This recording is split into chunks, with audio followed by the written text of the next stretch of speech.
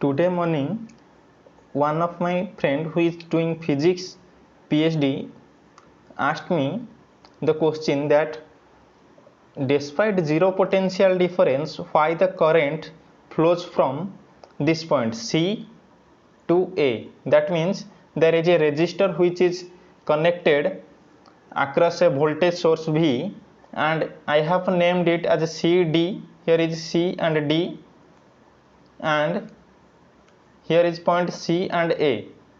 Here is current I which is flowing through the resistor, and his question is why the current I is flowing despite the potential difference between A and C is 0. That is VAC, that is VA minus VC is 0, that we know, but current is flowing in between them. So why this is occurring? So why this is occurring? First we have to know what is voltage source, what is current, and such definitions. First thing is why this current or the flow of charge occurs. Voltage source always create charge deficiency at its one terminal, whereas gives surplus same amount of similar charge at other terminal, and this is the conceptual definition of an electric source. Here in the figure, source is that device which creates surplus amount of some charge, and here same deficiency of the same amount of deficiency of that charge, so that it will allow the flow of current, and this is the conceptual definition as I have told.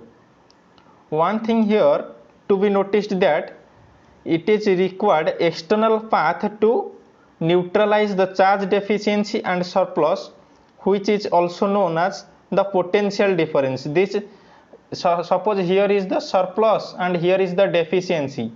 This is called the potential difference, and this needs always the external path to neutralize. And if the charge neutralization in this device occurs within the device, then this is not a source. Suppose this will be neutralized within the device, then this is not an electrical source or voltage source. So next is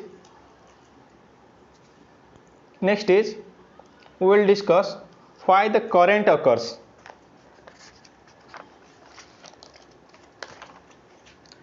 We have termed the flow of positive charge as current. So let's make out in this way. When positive terminal of the source creates x unit of a positive charge surplus, simultaneously at the negative terminal same unit of positive charge deficiency also created. Suppose this is the positive terminal and this is the negative terminal. Here is charge surplus, suppose positive charge surplus, and here is positive charge deficiency, and this will positive charge will flow in this way to neutralize the deficiency at the other end of that source, and the path of the current or the flow of charge is from the surplus amount to the deficiency from the same source, not from the another source.